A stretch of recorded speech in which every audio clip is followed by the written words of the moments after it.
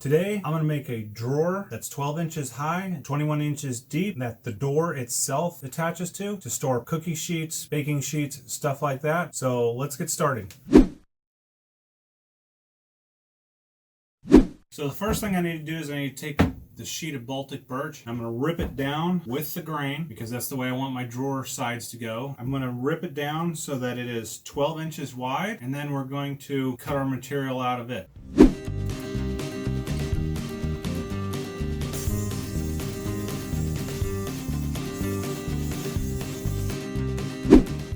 I've ripped this down to 12 inches wide. I'll need to rip another piece, but I'm not going to adjust my fence just yet. I want to see how much material I'm actually going to get out of this because I want my depth to be 21 inches to match the rest of my drawers. So I need to basically kind of rough estimate how much it's going to be. So there's my first line at 21, saw a curve of about 1/8 of an inch. And if we just simply come out here to 42, that would be where my next one was, but we're going to have a saw curve of 1/8 down there. So next one will be right there with starting at 42 1/4. So this leaves me about 17 inches. So I'm going to make the drawer boxes all the same height. I'm going to, just simply mark there and see that I have, roughly about just under 6 inches. Before I actually make my cross cuts, I want to take my square here and I want to make sure that this here is actually really square. Some of this material isn't always square. It can actually get off. Right here, I'm up against every edge, and this does look to be like it's a pretty square corner. A little bit of a hump right here, but overall it's square. That's just because I pulled away when I was cutting it. I'm happy with this cut, but I'm also happy that I know that this cut over here is square. This is the cut that I did. It's really square. I mean, I can't wiggle the framing square has maybe a little bit of a drop, 32nd of an inch, which isn't too bad. So what I'm going to do is I'm going to mark this corner as my square corner right here, and then I'm going to go off of it for my squareness. So it kind of lines up that my marks are here, so when I cut these across, I'm going to be using this side as my guide edge. Let's go ahead and cut this into sections here.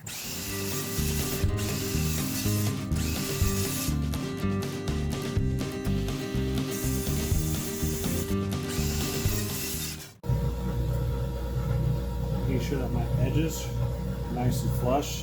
So now that all of our material is cut, what I'm going to do, I'm going to make the same drawer lock that I did on my other drawers. Hopefully it won't shatter or splinter if I take shallow cuts and repetitive cuts.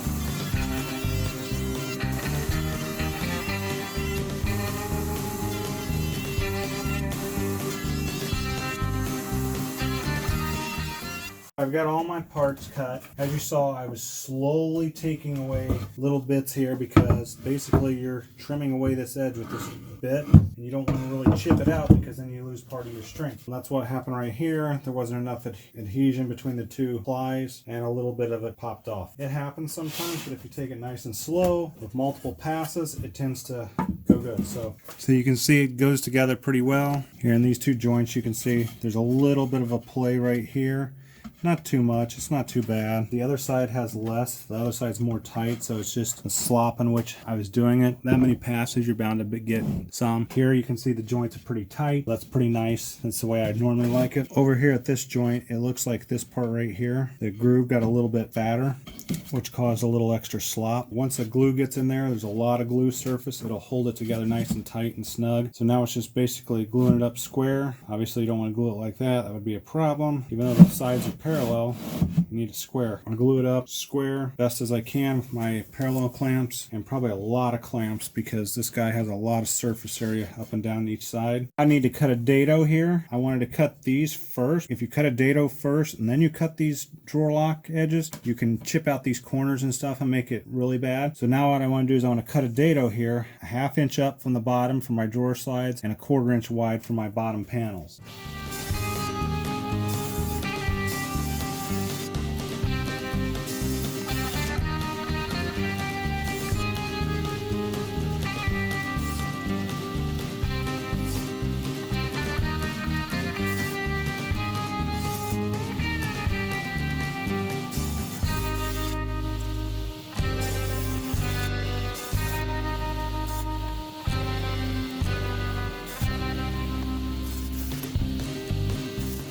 Our width of our bottom is going to be this amount right here, which is 10 7/8. And then our dado depth is a 1/4 inch. So we got a 1/2 inch beyond the inside of our box. And the inside of our box is pretty simple to measure. This is merely from this edge to this edge,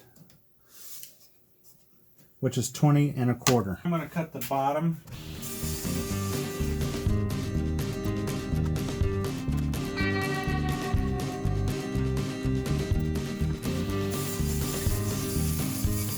So I've got my 5 components for my drawer. I've got my front and back, my 2 sides, and my bottom. I'm going to do a quick dry fit, make sure everything goes together great.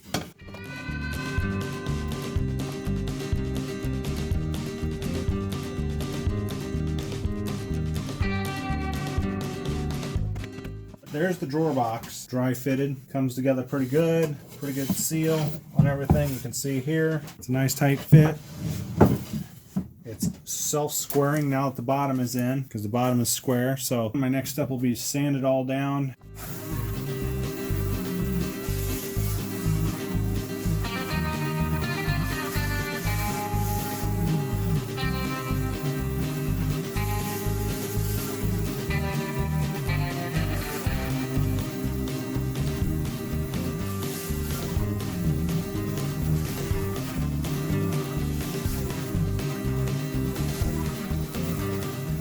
Let's go ahead and get this guy glued up. I'm going to start filling in some glue. I'm going to put a little bit of glue down in here for the panel. Then I'm going to put a small bead of glue along this lip. And then a small bead right down inside this channel. And while I'm at it, I'm just going to put a small bead on this lip over here too. It'll save me the time from having to do it in a minute.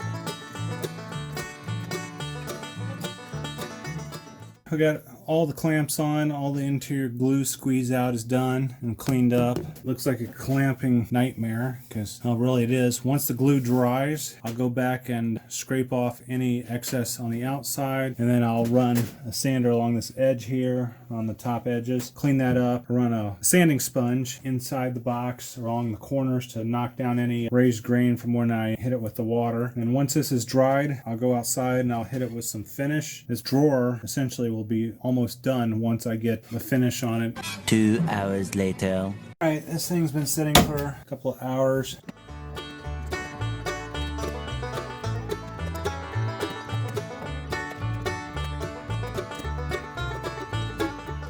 So now what I'm going to do is I'm going to scrape any of this excess glue off along these edges here, any place else, and I'm going to sand it down, get it prepped for painting.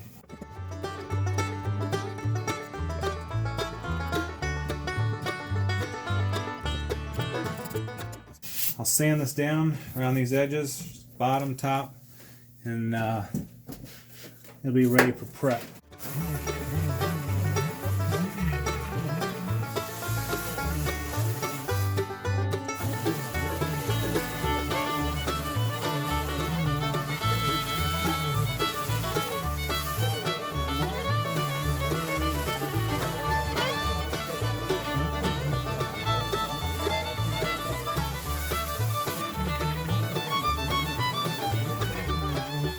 And when you're sanding any plywood material, you got to be careful not to go through your veneer that makes up the sides, because it will go through the sides pretty fast if you don't pay attention. I'm just going to hit all these sharp edges.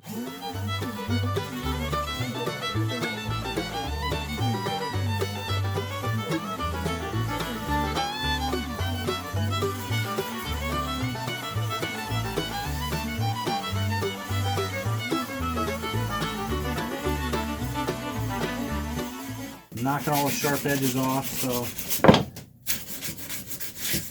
on the other drawers that I made. That way it's smooth to the touch, there's no sharp edges that'll snag you or anything like that. And even though the drawer front will actually be, or the door will be attached to the drawer here, it'll be nice and smooth. Now I'm going to go over this with the sander here.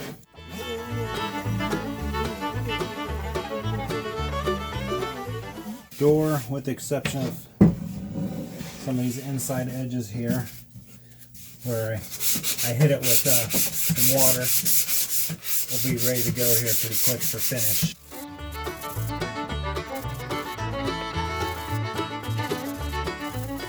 So everything feels pretty nice and smooth. And there's essentially my drawer. A straight, pretty simple, deep drawer box to put pans and stuff in. Thanks for watching, and don't forget to subscribe for more videos.